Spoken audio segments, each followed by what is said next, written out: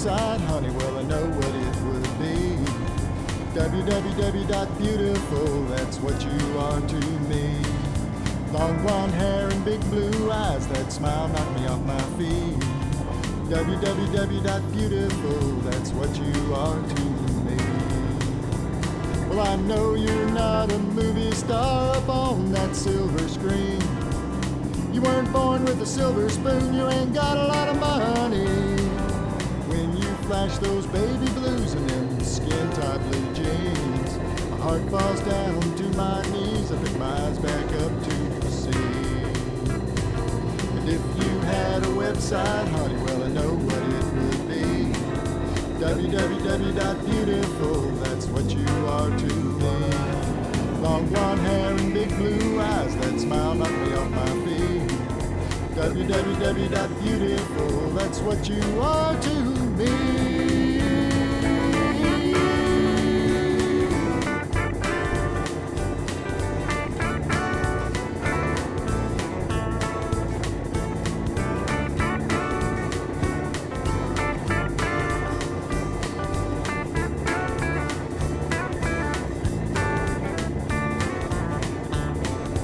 I don't have to surf the internet to get in touch with you.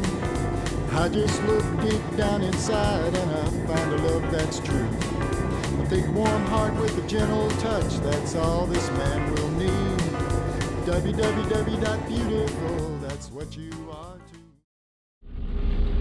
Well guys, we are in Massachusetts. Yeah, that's all I got to say about that. We're here. It's actually not been bad. I delivered 10 stops and I was in such a big hurry yesterday that I didn't record anything, just because I knew that I had to get it offloaded yesterday before 3 o'clock. Luckily the last stop that I delivered to was open till 5 and I got there at like 4:15. So, and they only had 4 pieces, which is really nice. So I was able to accomplish my mission as far as getting everything unloaded and doing what I needed to do. I started a day late on that load. I was supposed to pick up on the 9th and start deliveries on the 10th and have 3 stops off by the end of the day on the 10th. And then the 11th was supposed to, the remaining 7 were supposed to come off, but that didn't happen. I got all 10 of them off, busted my freaking rump. Came over here to Springfield, Mass to pick up a load going down to Shelbyville, Kentucky for Monday. That's gonna be Martin Luther King Jr. Day. I'm hoping they're open. The agent said they're gonna be open. And then on top of it, we got a big massive snowstorm that we gotta deal with that's supposedly coming in. Supposed to start snowing sometime Sunday evening, Monday morning. So we'll see how that goes. I'm trying to make it home for my daughter's first softball tournament this weekend of the season. It's like a winter tournament, it's indoors. You guys that don't do travel ball, they take horse arenas and they split them in half basically with like nets, and they turn it into an indoor softball field, baseball field, whatever you want to call it. So they play off the walls, they play off like the ball hits the wall, the net, and it bounces back. It's still good. Like there are no home runs unless you hit it over the net up onto like the balcony, if there is one, something like that, but that's not likely. Just because there's so many obstacles around. But it's kind of like indoor soccer. You play off the walls. Indoor softball is the same way. It's not a whole lot of fun, and it's usually really freaking cold in those buildings. But anyway, I'm trying to get home to that for a Sunday tournament and then deliver this thing Monday morning. But we're gonna see how it goes. This load is actually 35,000 pounds and it's hazmat. And y'all know me, I'm already trying to figure out the best route going down from Massachusetts down to Kentucky to avoid the extreme mountains. My GPS wants me to take 68, which is not gonna happen. Like I don't even want to do 68 bobtail. It's so up and down and monotonous, it sucks. Like that's a terrible route. Don't want to do it. Let's see here. I think I'm gonna wind up going down 80, take 84 over to Scranton, and I might be out of route a little bit, but I know these routes and I know I'm not gonna get all congested in the traffic of like the city and stuff going straight down through New York. I don't want to deal with it. So I'll go down to 84 to Scranton, run 81 down to 80, and then probably 80 over to 71, and then run 71 down through Ohio and down into Kentucky that way. I think that's the way I'm gonna go. And again, it might be a little bit out of route, but I know 80's not too bad of a ride. There's 1 or 2 decent pulls on it, but it's nothing like 68. So yeah, we'll figure it out. We're gonna get down the road. Right now they're loading it, and I am actually making some buffalo chicken strips, the last of them here, and some smiley fries, and they're probably about done. We're gonna let them cook a little longer. I've already made my coffee.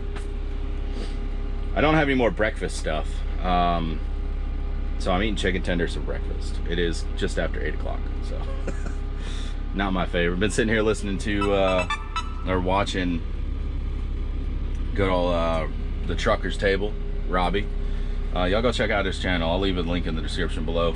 He's a solid dude right there. He's got a beautiful big blue 86-inch bunk sleeper. He is a BCO at Landstar as well.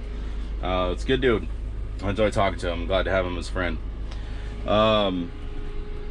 Yeah, as of right now, we're just kind of waiting. You can tell they're loading it. I'm kind of getting beat up here. They're gonna load it. We'll secure it and put our placards on and all that good stuff. And yeah, I'm gonna go ahead and eat, and we'll see you guys here in a few. I guess that's what we're gonna do. That makes sense. Yeah. All right, he said he strapped it already, so we're gonna see what this looks like. Oh, good night. He did strap it. Okay. Sweet. So I gotta take my load bars because you can't have anything loose in the truck. So I'm gonna take my load bars and stretch them back here.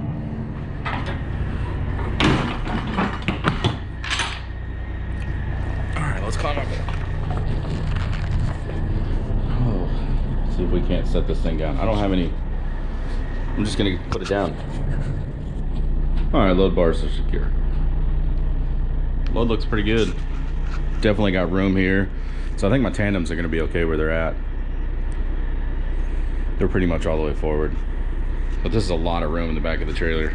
Usually I put my mud flaps at the tail end of the load, and that makes everything okay. Let's see here. We are final at the 1, 2, 3, 4, 5 mark. So we'll go outside and count 5 rows, and that's where the tail end of our trailer or our load is.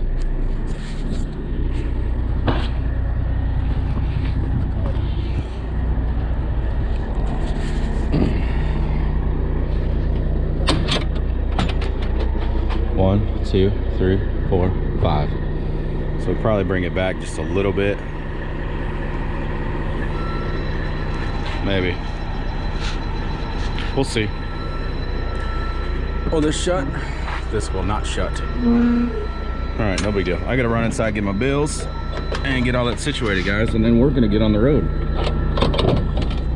The scale on this, or however this thing's scaled out, wound up being, let's see, 10,800 on the steers, 28,960 on the drives, 31,160 on the tandems. Gives a total of $70,920. Let's get in the right gear and we're going. We'll just stay on this though, and it turns into 91 down there, about 5 miles. We can get over in the right lane though. Yeehaw!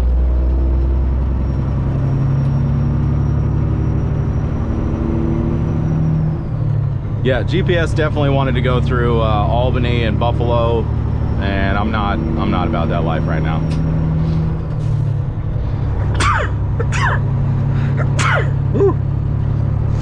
Bless me, thank you. Oh.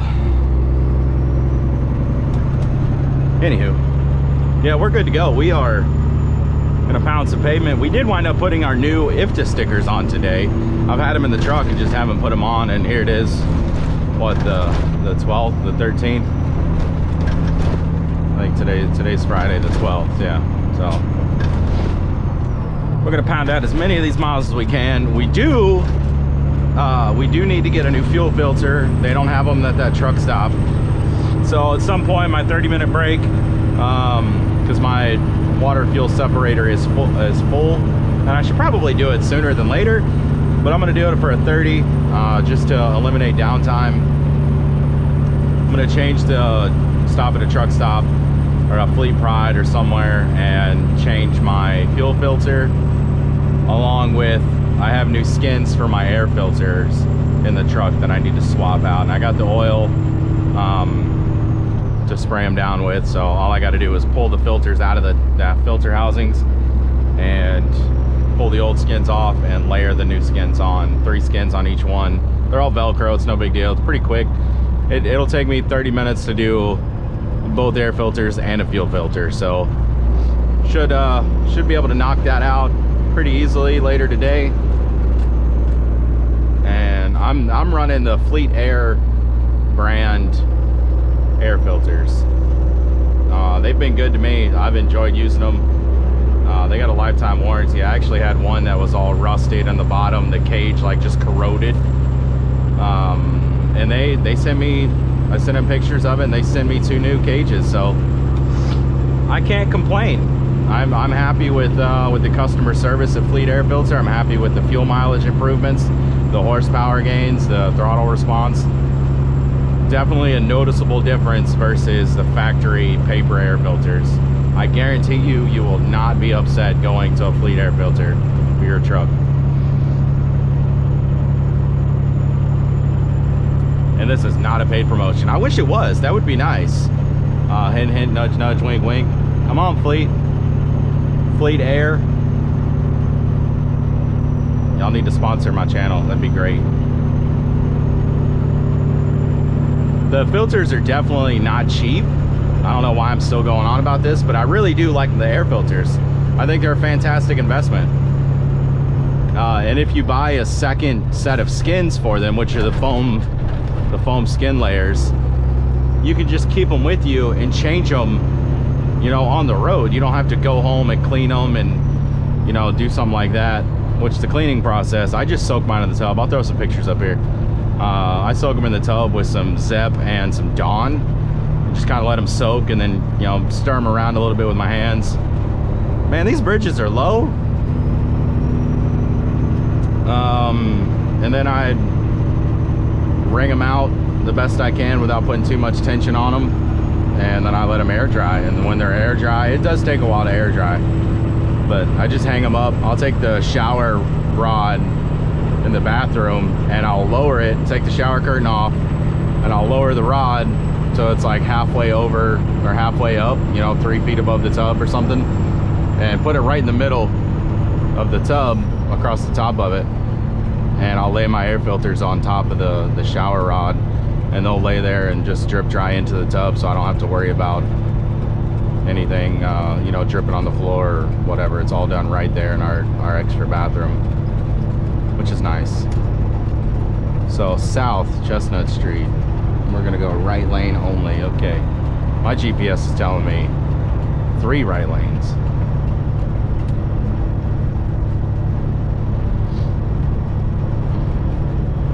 I got 900 and some miles to go, guys. It's a trucking adventure right now, coming out of Massachusetts. I'm not making fun of y'all, I promise. This is a beautiful state, and despite being in the Northeast, it's fairly open. Like, I didn't really run into issues with my 10 stops. There was a couple spots that were kind of tight, but most of that was just the setup of stuff placed around at the receivers. Like, they had, you know, dumpsters or whatever, just different things placed in different areas that made things difficult. But other than that, getting around on the roads, like, man, it really wasn't a problem. I'm impressed with the I started in Sutton, Mass, went a couple stops, Tewksbury, Saugus. I hope I'm saying these words right, but I finaled in Beverly, which Beverly was probably the tightest as far as the city goes, because I was on River Street. So definitely a little more dicey on where to go and make certain turns. But it wasn't an unpleasant experience, which is nice. Like, I can't really complain about it.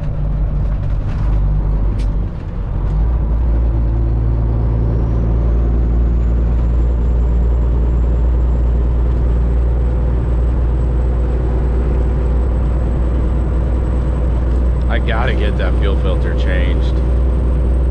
This thing is not happy. All right, so I need to get over a lane.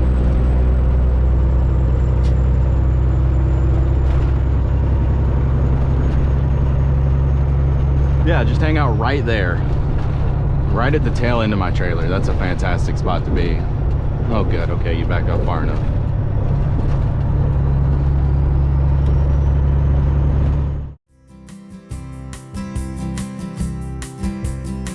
This is a song about Carabel, small town by the water. Well, they don't serve no Big Macs here, they got no fast food made to order. Now if you need the police, just leave your name at the beep and they'll get back as quickly as they can. There ain't no hurry, there ain't no scurry, it's a small town American.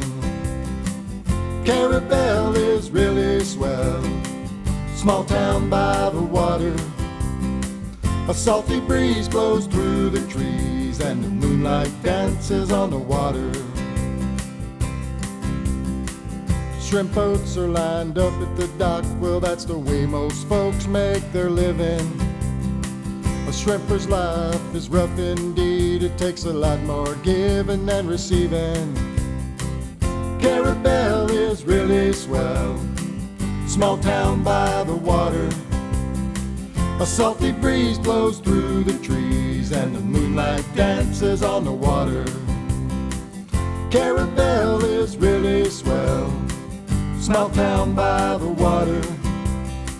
A salty breeze blows through the trees and the moonlight dances on the water. Come on down to Carabel, small town by the water.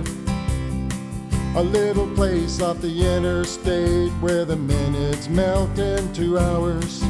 Have a seat in the sand with a drink in your hand and watch the sun go down on the islands. There ain't no hurry, there ain't no scurry, it's a small town American. Carabel is really swell, small town by the water.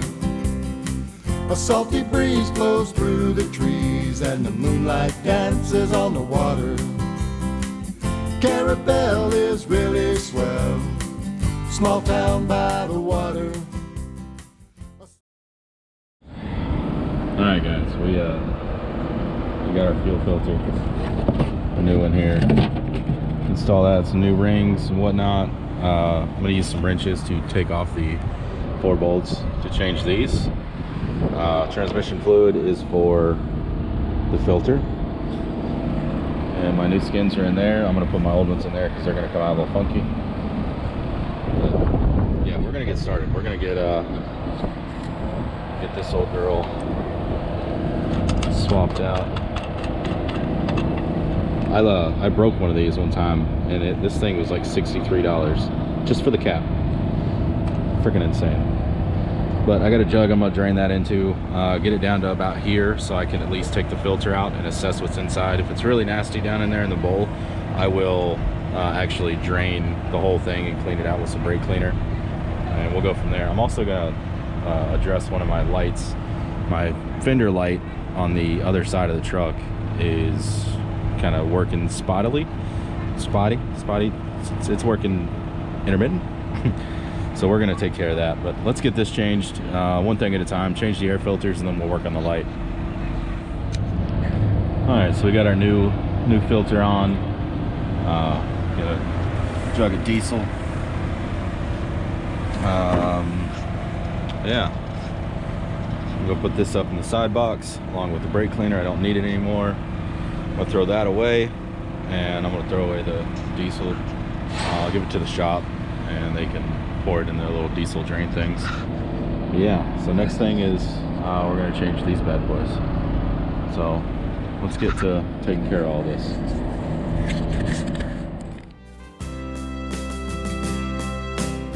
I knew a man named Martin, stood up for what he believed. Shot him down into the ground, but the ground it did not bleed. I knew a man named John, stood up for what he believed. 3 shots ring out in Dallas and brought the country to its knees. I knew a man named Lincoln, I didn't know him well. Say he was a good man, shot down just as well. Where have all of our heroes gone? Where are they today? Who's gonna be the next hero that somebody takes away? Stand up for what you believe in, and you get shot down today. There's got to be another hero. Lord, we need one right away.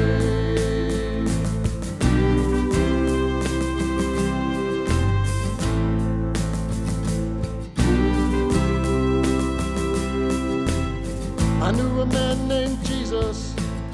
They say he done no wrong. Must have been a mighty good man, 'cause they hung him on a cross. All right, we got all these out. Obviously got the air filter out. It's just 4 of these things. It's nice that the bolts actually stay in there. This one's a little difficult to get to because there's not a whole lot of leverage, but this is the filter. We're gonna change these skins here. And if you have a Freightliner Classic, that's the number you need. I think they also work for KWs and whatnot, but their website, the Fleet Air website, actually gives you a cross-reference of what filters to buy and all that kind of stuff. So I'm gonna get this pulled apart and get the new ones put on. I knew a man named Robert, up and out of the blue. He was taken away from us, well, there was nothing we could do. Where have all of our heroes gone? Where are they today? Who's gonna be the next hero that somebody takes away? Stand up for what you believe in, and you get shot down today. There's got to be another hero. Lord, we need one right away.